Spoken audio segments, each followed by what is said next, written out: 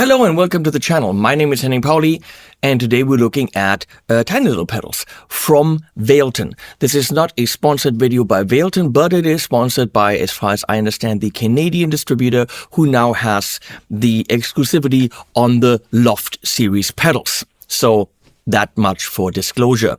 These are tiny, but they're not the typical look of the mini pedals that we've grown to love.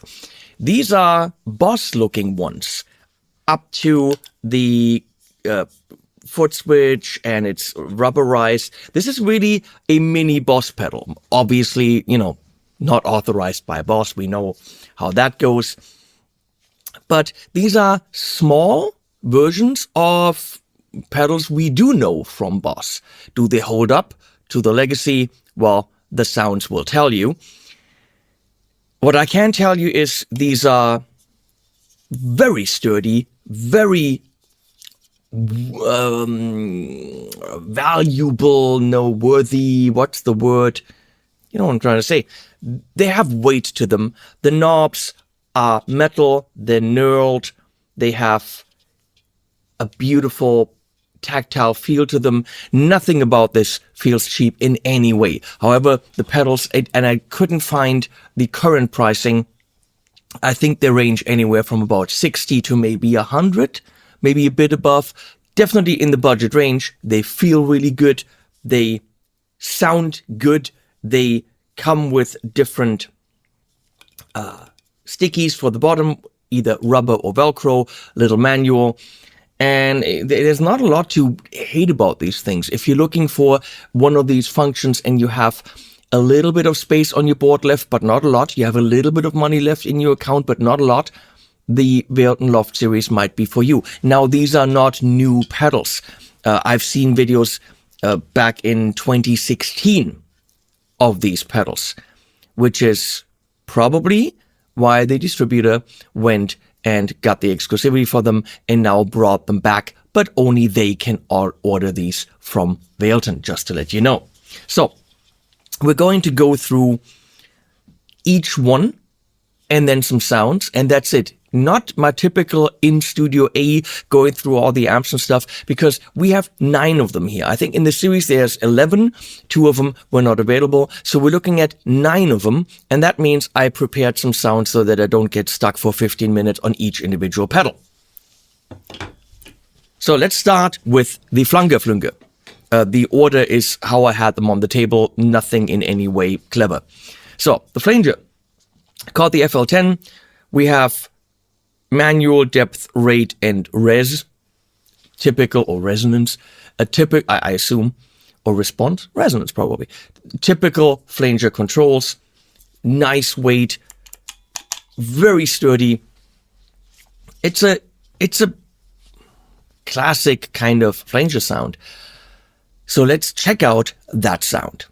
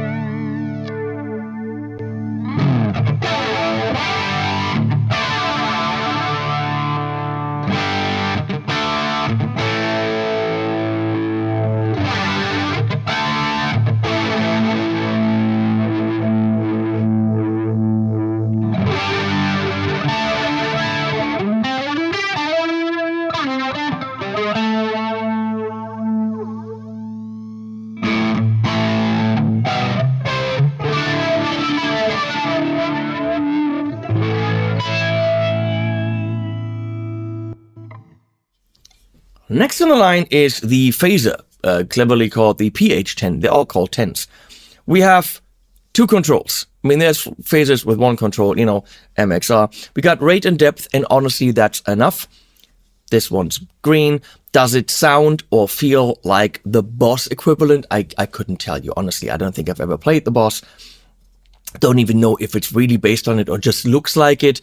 But it is I would say more subtle phaser. Can't get the really crazy stuff happening. But for your bread and butter phaser sounds, 2 controls, can't go wrong. Sturdy pedal, you know. What's not to like? Let's get the sounds.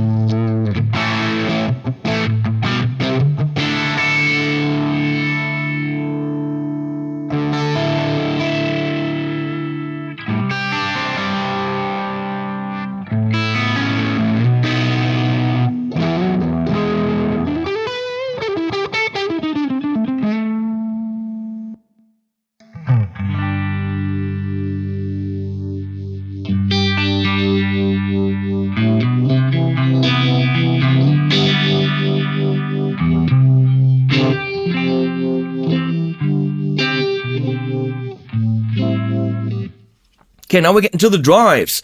The Overdrive, the OD10.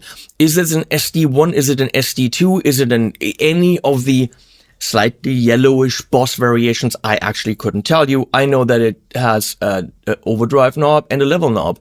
So very simple. I think the SD1 has a tone knob, so I don't even know if it's that.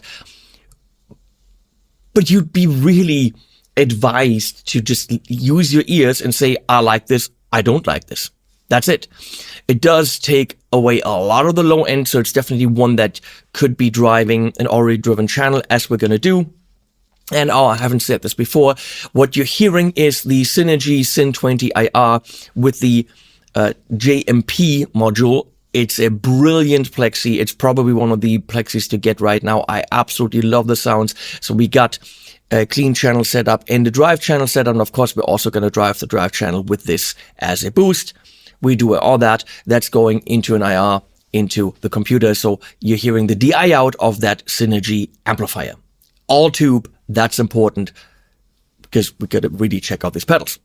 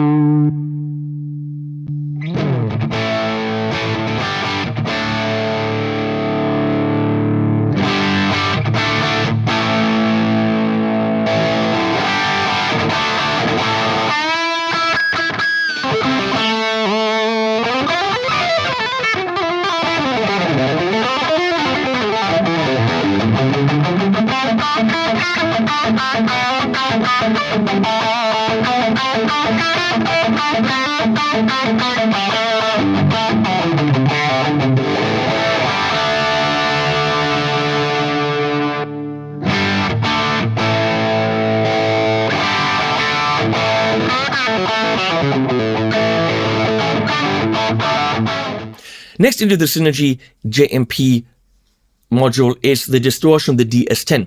Is this a DS1? It could be. It's orange. It could be one of those variations.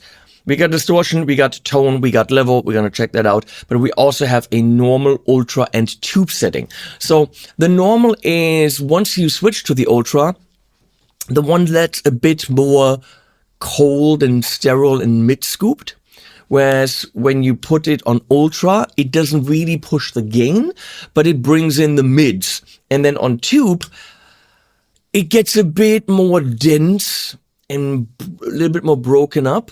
But those are the differences, right? And that actually gives you nice variation.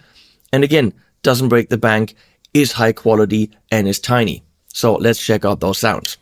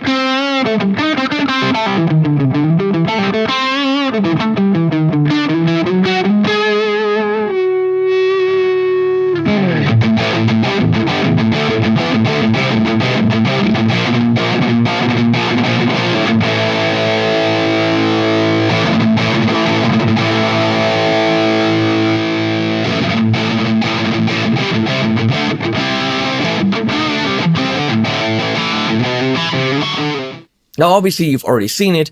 We're testing all of this with my Tyler Elite HD, Studio Elite HD from Japan. That's a Japanese version. That's a great guitar. That one, I absolutely love it. We got the compressor. That's got the color of the Boss equivalent, whose name I don't know, probably Boss compressor. Here we are calling it the CS10. And some compressors you don't really hear. You don't really notice too much. This one really does a great job, honestly. We got level, which you want as a makeup gain. We got the sustain, which is really your threshold. So therefore the compression, the more you kick this up, the more compression you have. And we've got the attack. So more to the left, it attacks quicker, I think. More to the right, it leaves the guitar's attack more intact. Whoa, that's a difficult sentence. So let's check out the compressor in the Synergy.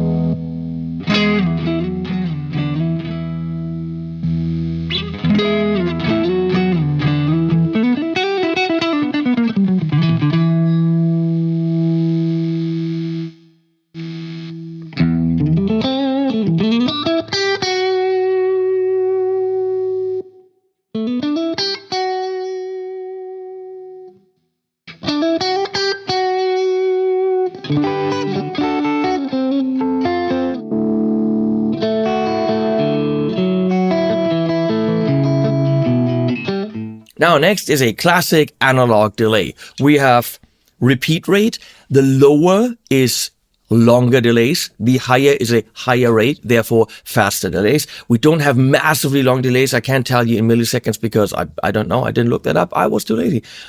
It's not a massively long delay, but for your typical bread and butter analog, that's totally fine. We have echo, which is really just mix, and then intensity, which is feedback. Would be nice if we just all agreed on the same terms, but we don't. And yet again, this is really high quality shit. It feels, I mean, just really nice. I wish you could hold this in your hand. If I had to populate my board with a couple of effects that I need here or there for the price, 100% I would get these.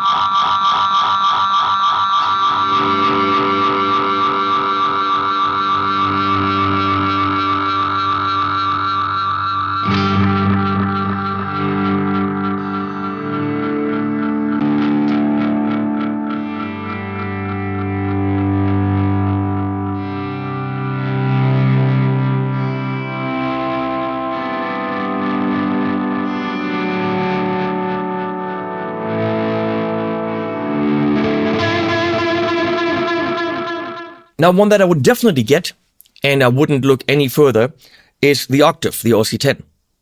We know the Octave pedals, and there's variations now and blah, blah, blah, from Boss and others. This does the job. We've got a sub-octave or 2 octaves down. We've got a 1 octave down, and we've got the direct level. And all it is it's a mixer.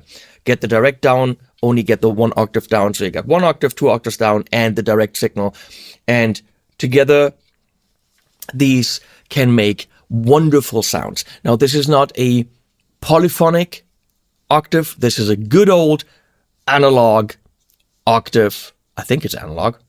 I'm pretty sure. Going monophonic. So you can play single notes. But boy, can you do some cool riffing and soloing with this one. It delivers the goods. Let's check it out.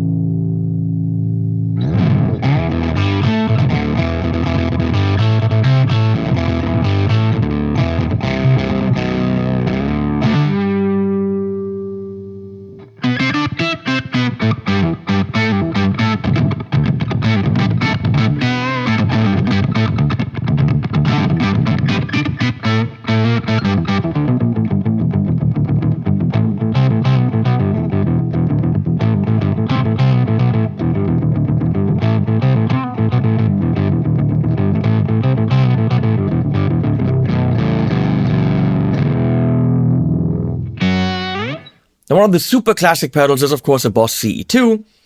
Is this exactly like the CE2? I don't know. Or ensemble chorus or whatever. This is just a depth and rate, simple, bam, turn it on. There's a chorus. You probably have this in one setting, never touch it. Even just knobs up, you're good. This is just have it on the board, click it in for your cleans, and there's the sparkle and the wididity. It absolutely does the job. Can you go super crazy? Wee, wee, wee. No, you don't. You shouldn't do that. Can you go slow and super subtle? Yes, you can. I think that this CH10 Valeton Loft Series delivers. Check it out.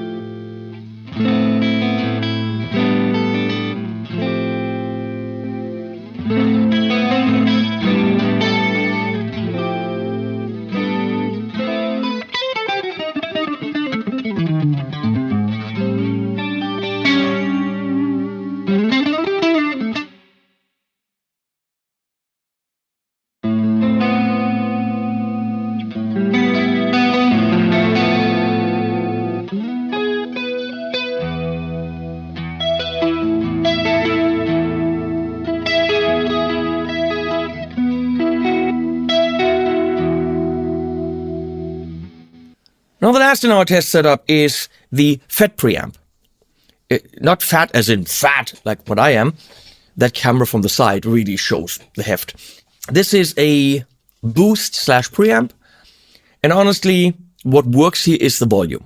So you pull the volume down a bit and you're pushing a little bit and subtly to edge of breakup, or you're cranking to where a clean channel can really have nice power chords and nice overdrive type stuff. And then you also can push an already driven channel into more distortion, as we're going to explore. There's a bass and a treble knob and a flat and low cut switch, which in my experience, as you're going to see, do absolutely nothing. The treble doesn't really add or subtract treble. The bass add or subtract treble. The bass doesn't really subtract or add bass, and the low cut doesn't really cut the lows. So I'm going to say that the switch and the two knobs are pointless, but you know what? The volume does what it's supposed to do. It's giving you a FET, which is a transistor kind of a thing, preamp. Does the job, sounds good, can push your amp into more. Let's check it out.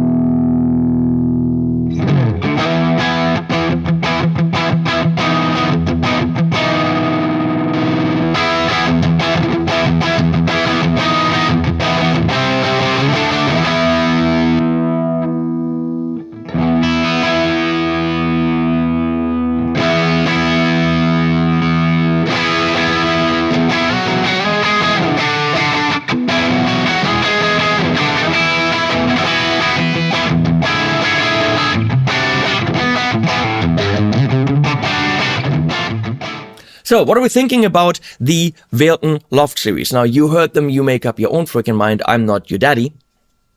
Am I? I might be. I'm old enough. But I do like the quality.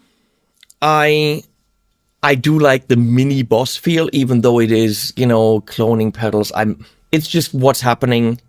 Am I in support of it? No, not really. Is this going to steal any sales from Boss? I don't know. You decide. I feel okay about these pedals that have been around forever. Because I'm pretty sure Boss is still going to sell what Boss is going to sell. And if this was a market that would take away from them, Boss would make their pedals small, which they don't. I like them. They're cute. They're inexpensive. They're well built. Whether you want them or not is up to you. I'll put links below. I don't quite know where. Or whatever I can find, I put below. Use them. That helps the channel as always. And thanks to the distributor for commissioning this video. And as always, we'll put animals at the end.